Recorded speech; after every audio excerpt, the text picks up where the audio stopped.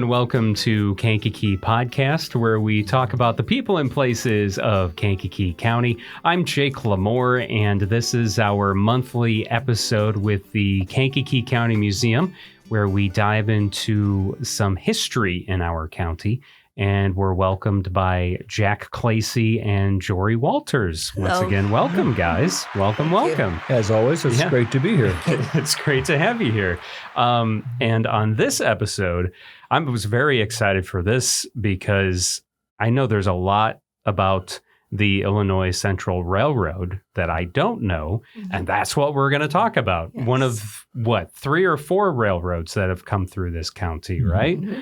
But the IC was one of the biggest ones, right? For the first 18 years of Kankakee's existence, the IC was the only railroads coming through Kankakee. Okay, so where do we start with the Illinois Central Railroad? Well, let me show everybody a photograph, a map first. And everybody knows this railroad. It's out the door about 100 feet to the east, the west. Everybody's probably gotten stopped by this railroad. Yes. 100 times. So may not know the name of it or its origin, but everybody knows the North-South Railroad. Yeah. All right. So let me show a map that we have at the museum. Shows a lot of railroads, but this is the ICRR. Starts in Chicago. Mm-hmm. And it goes all the way to New Orleans. Yes. Okay. Yeah. And there's a song about it, by the way. Right. Notice the Y shape of the tracks on that, where they're marked. Yeah. So the ICRR, Illinois Central Railroad, is the east side of the Y. Mm-hmm. It all is. What's that? It's all ICRR. The west. Okay, there's a Y shape on the map. Yeah. Okay. The main line of the Illinois Central, when it was built, was the one on the left side, going to Galena from Cairo, because at that time Galena was it was bigger than Chicago. It was a major lead mining town, and so the thought is that was going to be the major line. The Chicago branch went from Chicago down to Centralia. And as it turned out, of course, eventually the Chicago branch became the dominant part of the Illinois Central. The others existed, and the IC became a much larger area in other states as well. Yeah. And this one is a little bit of enlargement of our area. Okay. And if I'm not mistaken, at least several towns on this way down were developed by the railroad. Kankakee was one of them, I believe. Chabance, maybe Matino, not Bourbonnais. Bourbonnais was already settled. Yeah, we'll talk about that later. Right. Yes. But a lot of these towns, they bought the land. Yes. And then they established towns along the railroad. They had to bring in people, immigrants, which can be a further episode. That's a whole nother box of... who worked on the railroad to bring them in to establish it. So I wanted to give people just a view of... We all know this. If you've been to these towns, you know the railroad. Yeah. But to get a kind of a map of it kind of shows. Yeah, the IC established a depot about every 10 miles from Chicago down to Centralia, and of course then the other side was where it went through Bloomington and various other towns. Do you know the origins of the Illinois Central Railroad before it extended into our area?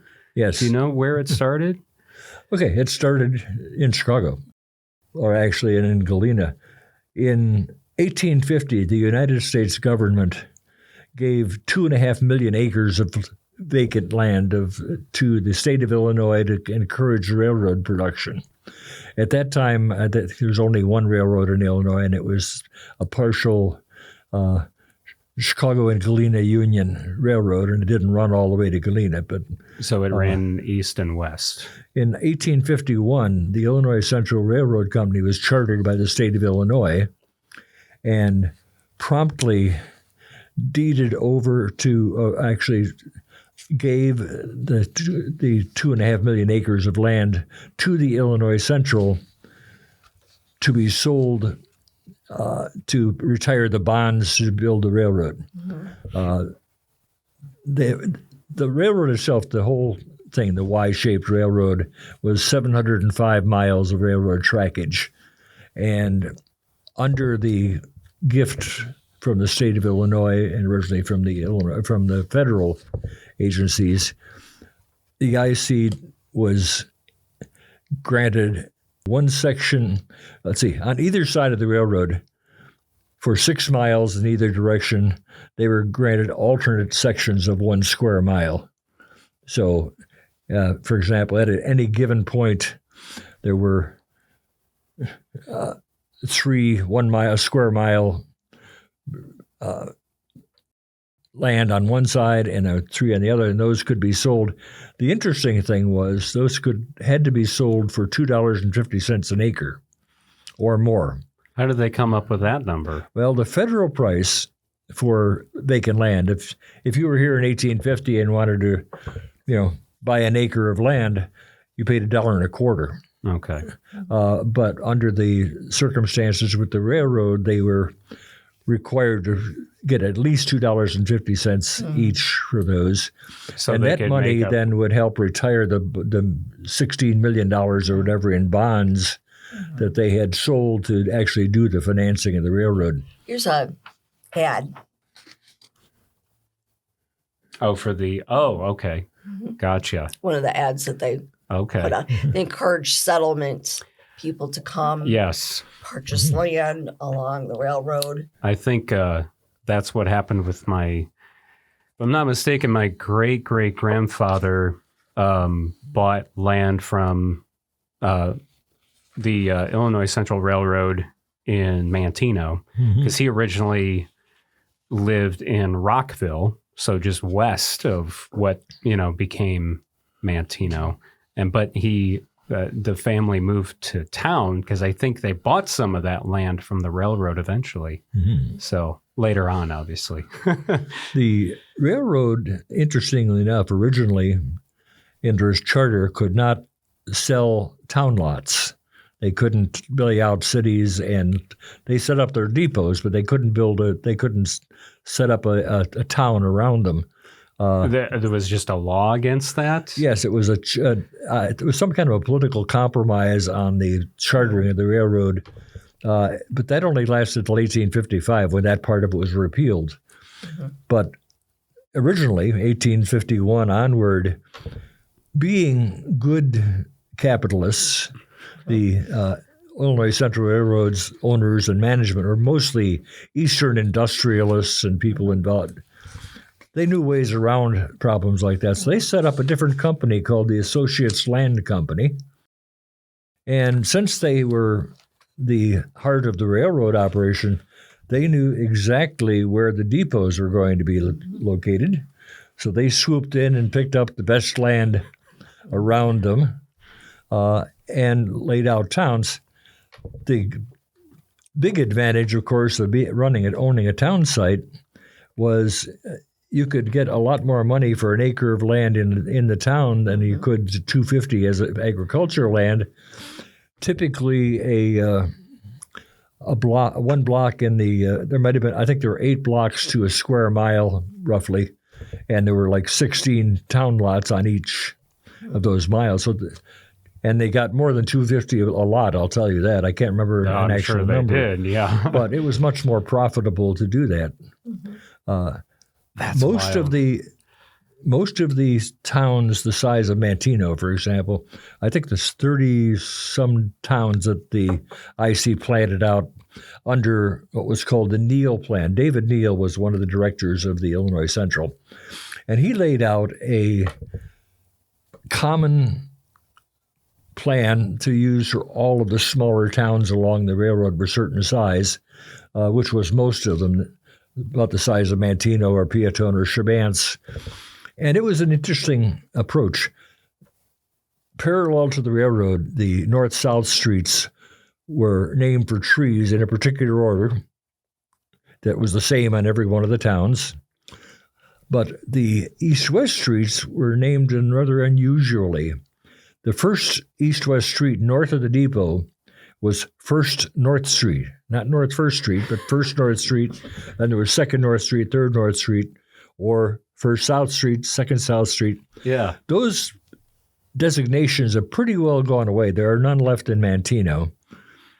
But in Shabance, there is still the First North Street, and yes, I believe there is a First Second North South Street. Yeah, and having to do some radio commercials for businesses in Shabance, I've had to say like First North Street or whatever, and it's just I was like, what? I was like, this doesn't like, is this right? And I would Google the address, and I'm like, oh, okay, I guess that is the address. It was so strange, but that's really wild because, you know, I think obviously I relate to Manteno the most because that's where I was born and raised and spent most of my life there.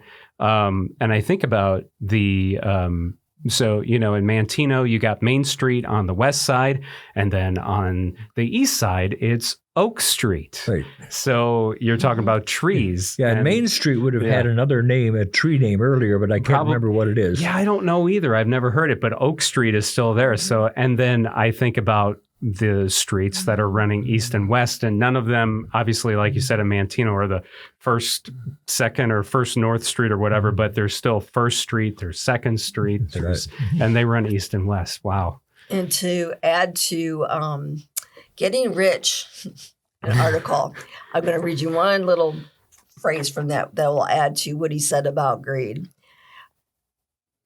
The one thing that motivated more people to improve Illinois than all others was greed, get rich quick fever, whether it be farming, business, or speculation. And so with the railroad, they could do all kinds of things. Yes.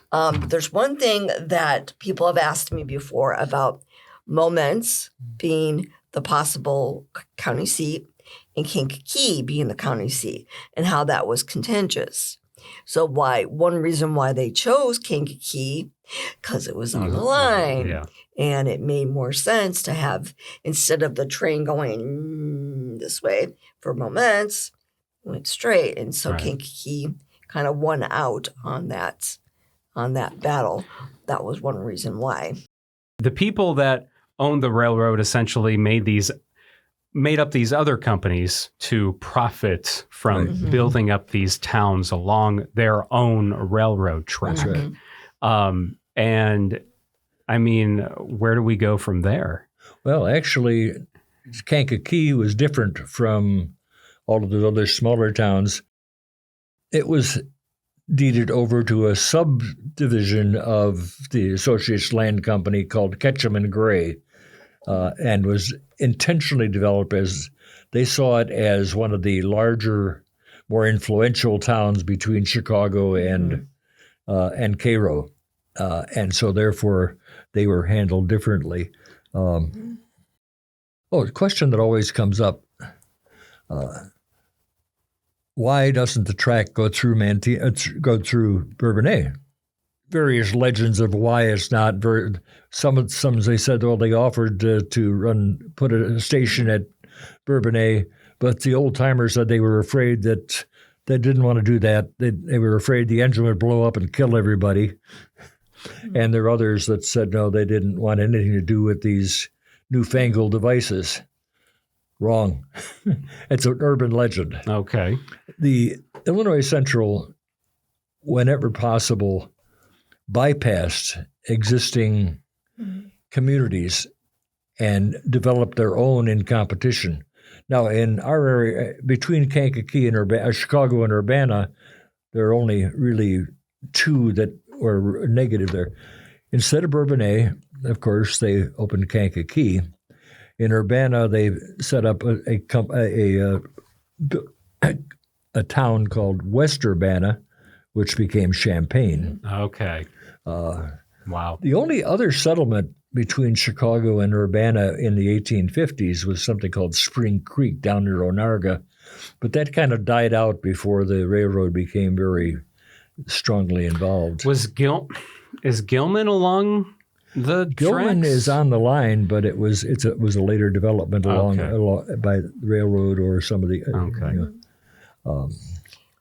And out here to the west here of our building, along the line, Southeast Avenue, which does not look anything like it used to, but that was the very first area to be developed downtown because of the railroad. Right. It was now tracks. That farmers could and store clerks can bring goods in by railroad instead of hauled in, horse and buggy.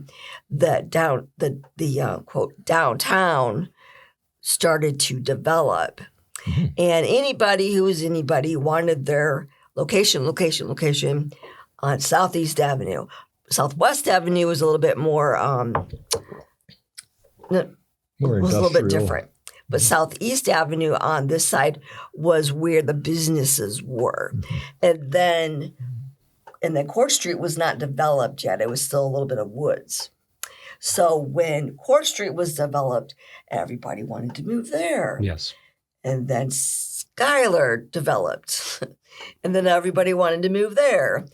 So little by little, the downtown was created kind of block by block, but it all started with the railroad, with goods being able to be brought in, food and goods and many different items that would take forever to come in by horse and buggy still at that time, was a great advantage to the town's development. So I know that Kankakee, the city of Kankakee became the county seat in 1853, and that's also when the city was founded. Is that also when the rail line finished here, or was it the rail line finished and kept going before then? I was just wondering how the construction part of it. On the 4th of July, 1853, an Illinois Central work train came down from the north and stopped at Hickory Street, which is 2 blocks north of the river, because that's as far as the rails went at that point. It apparently was bringing other supplies, probably the rails to carry it further on down. The gap between Hickory Street or Hickory Avenue, street, and the railroad and the river was about 2 blocks, so it took a while to build that. But the bridge over the river, which of course was obviously necessary for the railroad to keep going south, had been underway for probably about 6 months. They had been building the piers and so forth. It was an unusual bridge. It was all wood, and it spanned the river at 2 levels. The lower level, at sort of ground level, was a toll bridge for horses, wagons, and pedestrians. The upper level was the rail train going across. Oh, I have a lithograph of that, and I didn't bring it. Oh, that's okay. I'm sure we can include that later on for people to look at, too. Yeah, but it was a very unusual style bridge. There weren't very many built. I think Vic Johnson tracked some of that down through the federal, or through the IC and the federal people, and found there was only 2 or 3 maybe bridges of that type. It lasted for about 6 or 7 years. I think in about 1860, it was replaced by a steel bridge. Was it unusual because it was made out of wood, or because it was essentially two the stacks? Design, the truss design, and the fact that it was made of wood rather than iron was what made it unusual. That would scare me a little bit. We have some interesting pictures showing that bridge. Yes. It was completed on the 11th of August, and so the IC could go across the river and continue going south. We just had an inquiry the other day about the quarry by the state hospital. That was called the Sinclair Quarry, the South Side Quarry, but that was opened by the Illinois Central and provided the crushed ballast rock for most of the IC going southward from Kankakee. And that's the thing is, I don't know if this might not be a question you can answer, but from what I gather, it seems like an actual rail line hasn't changed as far as the structure goes, right? I mean, it's still made about the same way, isn't it? You've got your gravel base, and then you got your wood ties, the sleepers or ties, and then the steel. Then you've got the steel rail lines. Yeah, that technology hasn't changed, other than the rails are welded together now, where originally they were connected mechanically with a plate. Mm-hmm. And I think maybe the shape might have changed slightly, or various differences of material. Probably. Something I was going to mention. Oh, I know. Yeah, as far as the bridge, the piers out in the river that were holding the bridge up were made of limestone, and that limestone was quarried several miles downriver at Wiley Creek on 113 South. You pass through. It's near. I guess it's 2.5, 3 miles out. I don't recall, yes, but something like that. I'm not sure whether the formed stone was hauled by wagon or whether it was put on a barge or something and hauled down there. Yeah, I think there is one vestige of that stonework still left. If you're going westbound on River Street and passing under the tracks, there's still a stone wall there. If you look closely at that, and I think that is probably goes all the way back originally. Mm-hmm. On the other side, it's not. It's all concrete. You think that's part of the old bridge? I believe it's part of the old bridge. We have old photographs showing River Street going under the tracks and so forth, and they date back pretty well. I mean, it's a little bit of speculation, but I think it's probably likely. Yeah. Wow. That's cool. I never would have thought that. And then this railroad also has a connection to something we covered before, the Riverview Hotel. Yes. When the people wanted to, Emory Cobb wanted to build the hotel, he partnered with the ICRR and said, okay, if you come down from Chicago or that area, we'll give you a special price on your train ride. Yeah, excursion fares. Mm-hmm. Yeah. And then we'll give you a special price on the room. And then we will also come by horse and buggy to the ICRR station here and give you a lift back to the hotel, which would have been, in today's time, like 2 minutes, 5 minutes maybe. Right.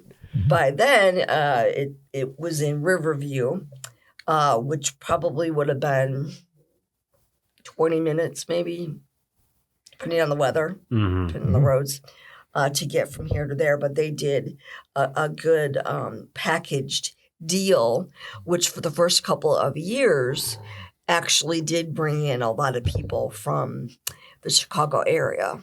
Okay. Northern area. Right, those excursion trips. We have tickets. Yeah.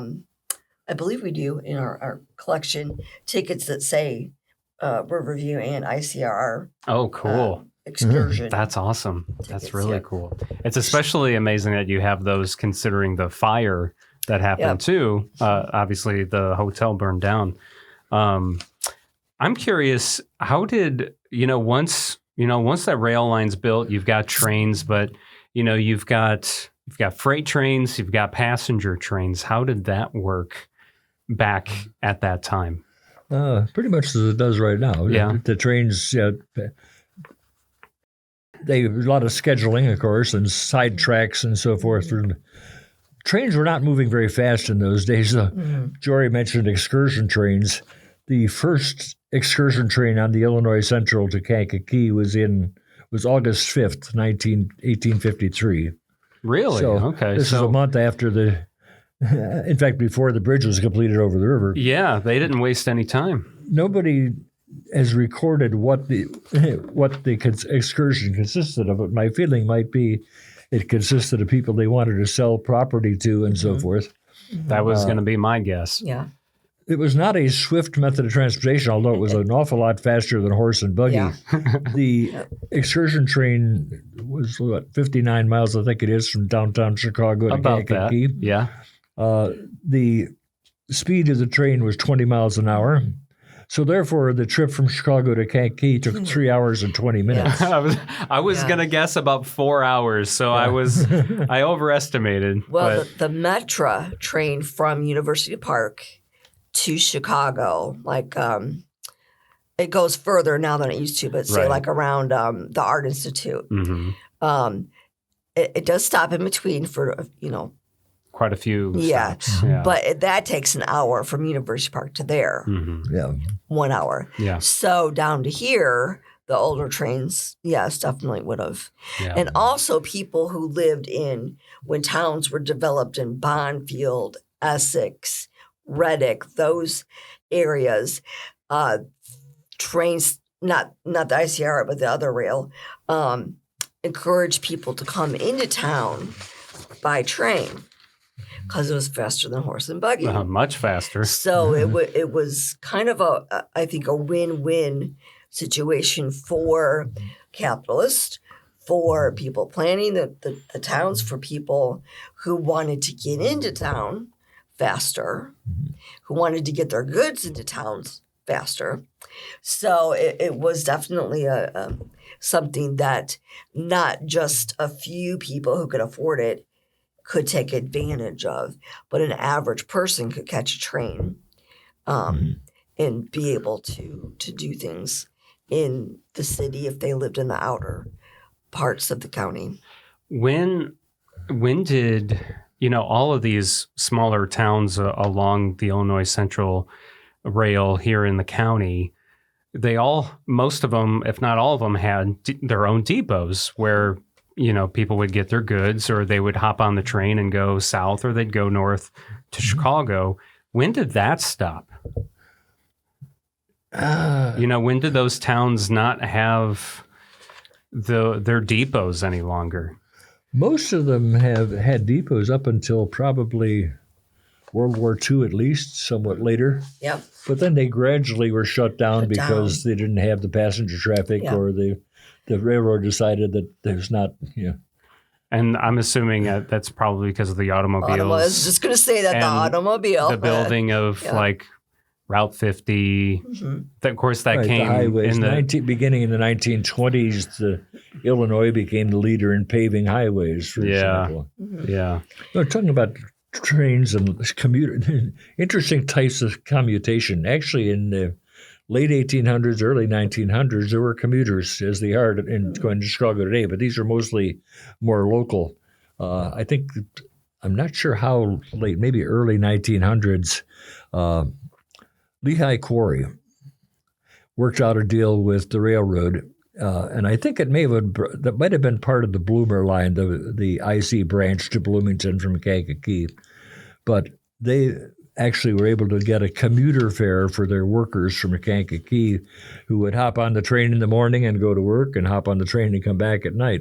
And I think there was a lot of interchange between smaller towns, sometimes on a regular basis, sometimes on an irregular basis. But and then another question that comes about, people ask me about Station Street. People have heard that there was another depot before the one that's directly across from, almost from where we are at the moment. And this is a photo of the original. Nice wooden depot, very attractive and good sized. And so was that station on Station Street? Mm-hmm. That's why Station Street was named. Literally on Station Street. The street did not cross the tracks. On the east side, the passenger depot was alongside the tracks where Station Street ran into it. Went over on West Avenue, you had the freight depot. Okay, which was a pretty good sized building. And so where the original station was, what's there today? Is it an empty lot?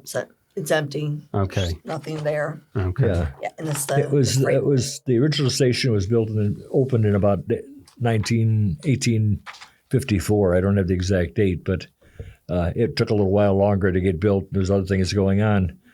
The current depot was opened in 1898. Okay. I was going to say it was right around the turn of the century. Right. Yeah. A lot of different angles we have of the one we have now. Yes. And it's been refurbished a little bit. Yes, it has. And the original, did it burned down? Is that what happened? Which one? The original station. No, it was torn down. It was just torn to down. build a bigger, better. After they opened this one. I thought there was a fire at one of them. There's been huge numbers of fires in various places. But I don't recall ever seeing anything on the Kankakee Depot burning. Okay. I must be making that up in my mind.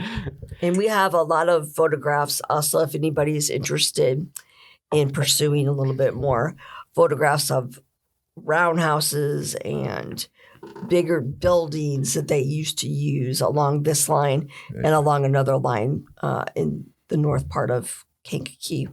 Yeah. We have more, and photograph of the bridge out here, Court Street Bridge. Yes, where when it was brick. the overpass. Oh yes, I've seen that picture, so and that was just and at that point that was just a pedway bridge. That was before cars and all that. Yeah. And then people ask me about Skylar. That bridge, in one form or another, has been. Has existed since the beginning of the town. Yeah. It was built in, I think, 54, thereabouts. It would have had to have been, because that's why the town or the city existed. It was because of the railroad. So, yeah. And people ask me about Skylar Street. Who was it named after? Robert Skylar. And he was president of the ICR for some time. And so how did the coming of naming Skylar after him come about? Do we know that? I mean, obviously he was the big to do with the railroad, but why did they choose him?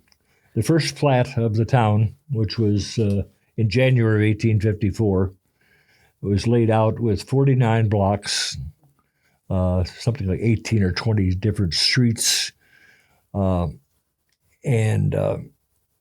originally, by the way, the plat was registered as Bourbonnais. But yes, they rather quickly changed that over to Kankakee City after it was filed.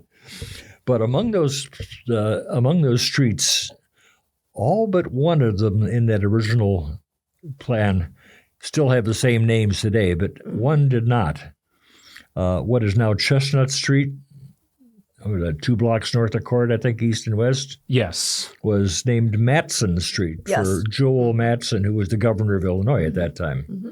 Is that where the town Matson gets its name, you think? Is that the town of Matson? Yes, it is. The same name. It probably had something to do with the incorporation of that. Oh, okay. There were other... Why did they change that to Chestnut then? I am not sure. Maybe he fell out of favor with things. I've never seen anything about why it was changed, but it is the only one that's changed. That's interesting. Let's see. I'm trying to think of the names. There were 4 streets named for people. One was Washington. One for George Washington, obviously. Sure. Harrison for William Henry Harrison, the president. And trying to think what the other one was. Matson was one, right? I think that was it. That was the 4th that was changed. Yeah. Are there any other streets in Kankakee that are named from prominent figures from Illinois Central Railroad? Other than Skylar, no. No, Skylar was president of the railroad at the time this was filed. President. He was the first ICR president. Okay. There are a lot of names that were familiar politicians in Illinois, especially in West Kankakee and areas where a lot of new subdivisions were built in the 1900s out through the 50s. Yeah. Did Skylar have any businesses here or anything like that? Or is there anything other significance about him?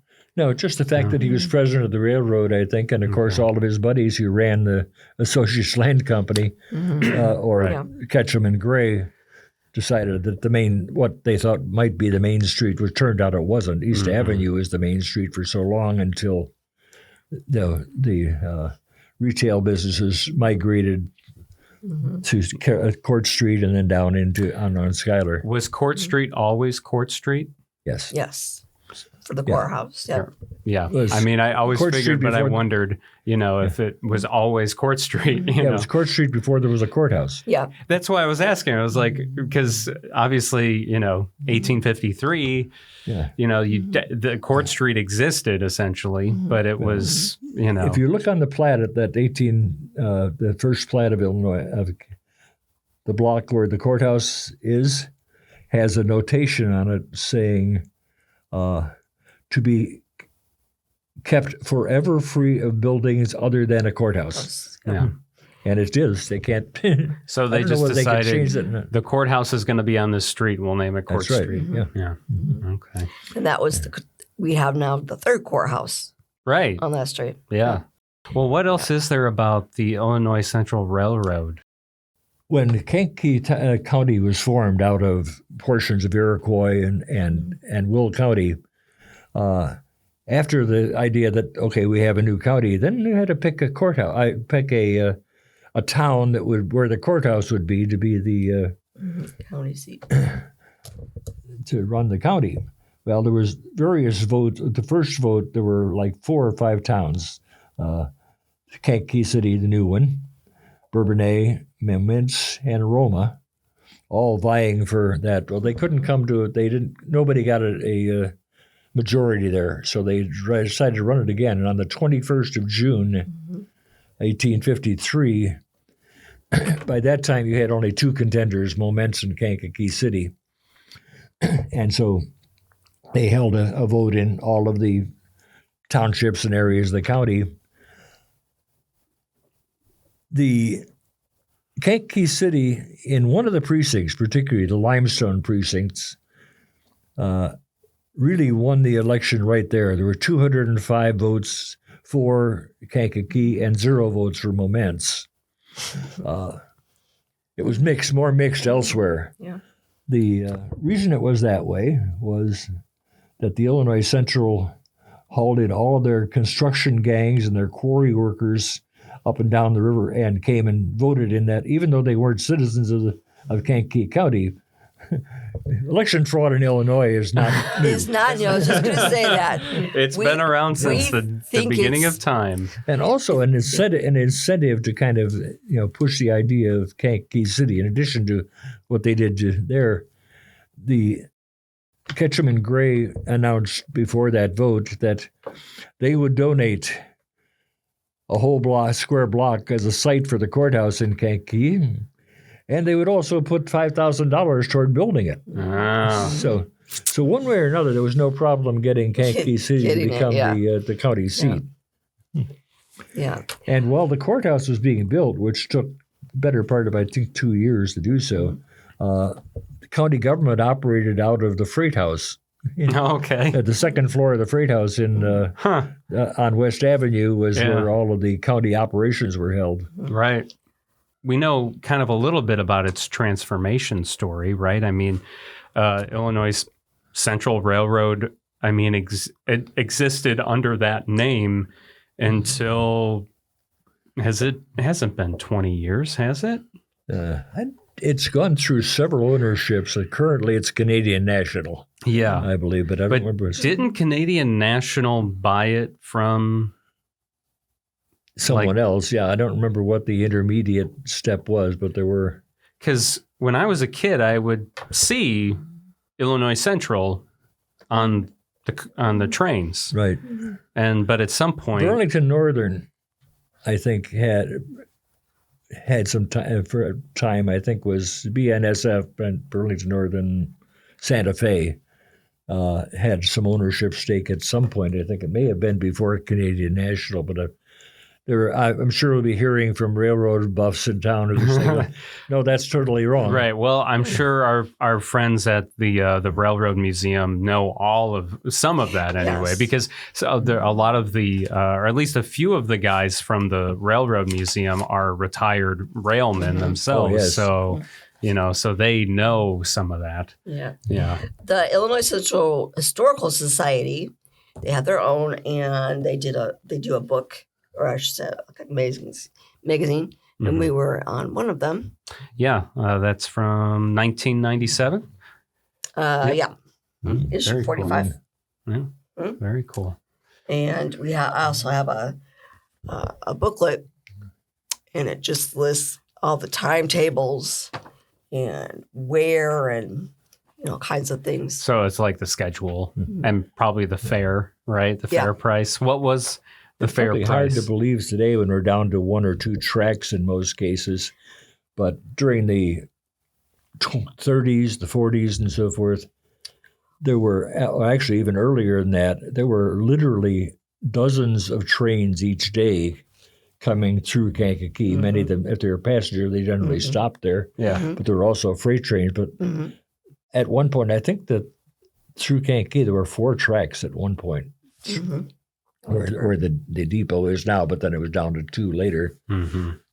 One of the bridges, the second or third bridge, it was really odd. It was an iron bridge, but it was narrow, and trains had to take turns going through it.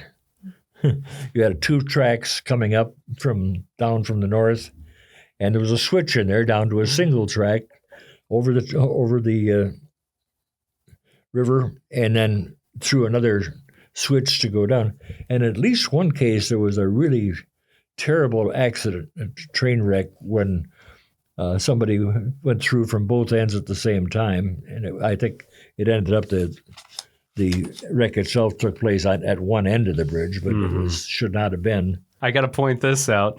So before we started recording, something we always talk about, and if you've been listening to Kankakee Podcast since we moved into Pathfinder's building, which is right next to the railroad tracks here in Kankakee, as we mentioned, you hear trains passing by in the background all the time, almost every single episode since like the last 5 or 6 months. You hear the train horn.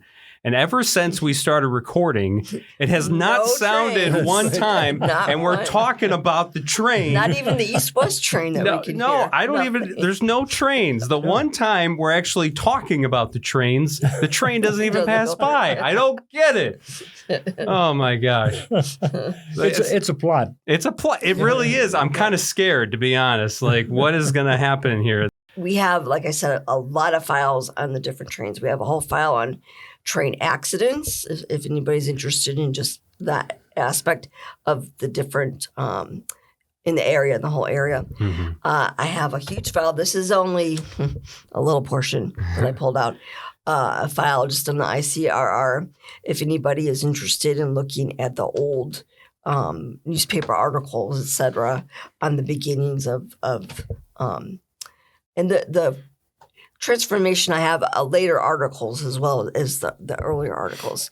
If anybody is interested, just contact me and I'm happy to show the files. Yeah, we've got a great resource for research, especially into railroads, and we've got thousands, well, hundreds of pictures probably related to railroads. One, a lot of them just a picture of a locomotive, but yes, others we have some construction, not IC construction, but later on, showing. And most of the depots we have photographs of from the depots, in the area. It's just amazing thinking about the founding of Kankakee was kind of corrupt, kind of twisted, but like we wouldn't be here if that didn't happen. Like, isn't that wild to think about that? Like, I guess, I don't know. I guess good things can come from from some, For that, we might have been recording in downtown Moments. Right. Yeah. But it's just, but then you just think about maybe all the things that, wouldn't have, businesses and factories and things we've become famous for would not have come here because, I mean, as they say, what was the saying? Railroads built America, right? I mean, definitely true. Kankakee is a product of that among even just the other towns we mentioned in Kankakee County. We wouldn't have the downtown developed the way it did. Yeah. And the streets and the businesses, and we wouldn't have had nails, maybe. And then just the I don't think we would have had the industrial base. Yes, that's exactly what I'm referring to. Yeah. Early to middle days. Our industry base, I think, really started to decline around 1960s, 70s. Something is often overlooked, too, is the effect of the railroad in settling this part of the country. They recruited laborers off the docks, immigrants coming from Europe in New York, because the country was so empty at that time. there were farmers were scattered all over the place, and they were not about to go to work for the railroad because they were trying to run their hardscrabble farms. The towns were so small, they didn't really have a pool of labor. Mm-hmm. So at one time, at least in 1853, when they was coming through Kankakee, and there was work being done all over the whole route, there were more than 10,000 laborers at work.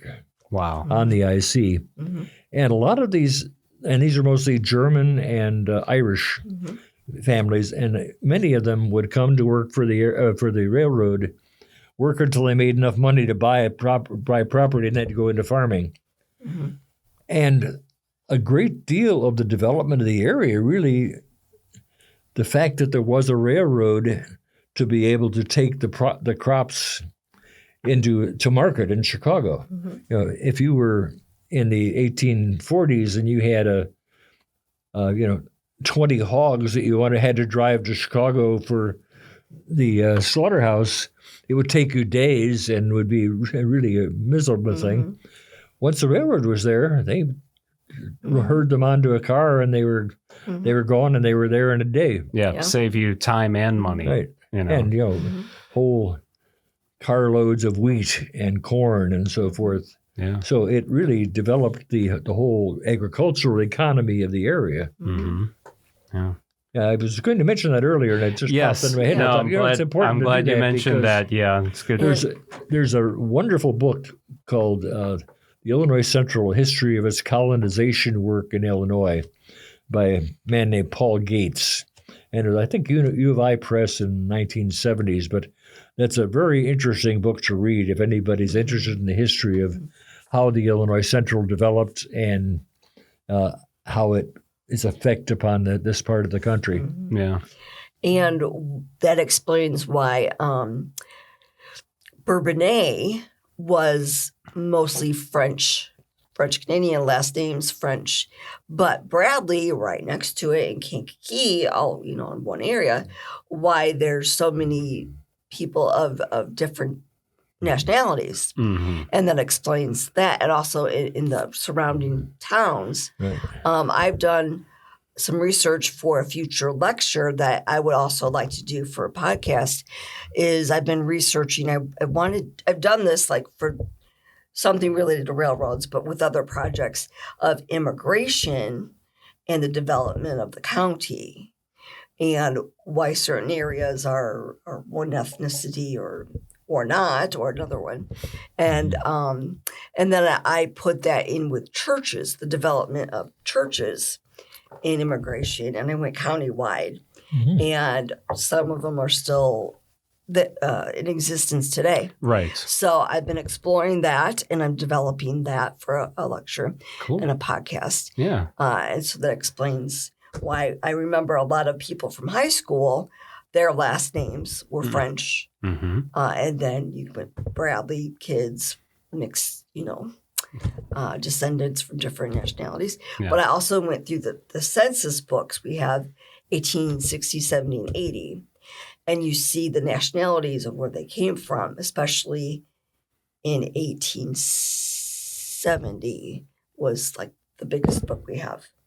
And they really started to come. Yeah, right. I mean, established. At that point, Kankakee was about 20 years in. So, and a lot of it had built up at that point from the railroad. So, and then certain people, like the Germans, opened the breweries, right? And certain did this, and certain, so did different things that they opened, that they did, for their specialties. Mm-hmm. So it's very interesting to see how all of that comes together, and then how the railroad really had that impact. Yes, absolutely. Without that, we could still be a tiny little dot on the map, even smaller than, Yep. Mm-hmm. Well, Jack and Jory, this has been great as always. Thank you so much for coming by and talking the Illinois Central Railroad. And still no train. And still no train. Still no train. No. Oh, what the heck? Man, this is I can't believe that. Amazing. Well, you have to record it and dub one in. Right? I'm going to, right. That's exactly what I'm going to do. So, always encouraged to visit the Kankakee County Museum. There's also the French Heritage Museum as well. KankakeeCountyMuseum.com if you want to get more details. And this, of course, always follow on social media, Facebook and Instagram. And there's lots of events coming up for December. Yes. I know this episode is dropping like right about the middle of December. So make sure you check out all the different events happening. They got the annual Gallery of Trees at the Kankakee County Museum. The New Year's Eve Gala that's happening at the Majestic. It's a Wonderful Life is showing at the Majestic too. It's all part of the 75 years, the 75th anniversary of being in our building. Yes, of being in the building. So the Historical Society itself is over 100 years old now, but the building is from 1948. Yes. Yeah, that's when the campus was developed. Yes. Yeah, where it is today. So, yeah. And the Civic Building also. Yes. Civic Center. Right around the same time. Yeah. Yeah. It was finished slightly after, within about a month or two after the building was built. And I uncovered photographs we have of the brand new historical and arts building when they still had machinery where the grass is. Oh, yeah. Still have machinery. Yeah. And for anybody wondering, the tree in the very front yard, very in front of the house, that's huge. I always wondered how old that was because I never saw it in our old photographs of the small house. But it was 1948 was not there. Okay. So came after, I guess. Yeah. Came after that. Yeah. I was so excited. Nothing to do with the ICRR, a little off topic, but I was excited to see that photograph. Yeah. That I finally got that question answered. Yeah, that's cool though. Yeah. All right. Thank you both again. Thank you. That concludes this episode of Kankakee Podcast. I'm Jake Lamore. Thank you so much for listening. Please hit the subscribe button if you haven't already, and follow us on social media at Kankakee Podcast. Special thank you to our Patreon subscriber, Teague Dreenan, for supporting the show each month. Join at patreon.com/Kankakee Podcast, and you too could hear your name on a future episode. Kankakee Podcast is owned and produced by the fine team at Pathfinder, a full-service marketing agency in Kankakee, Illinois. Learn more at yourpathfinder.io. Our theme song is by Lupe Carroll. This river carries on.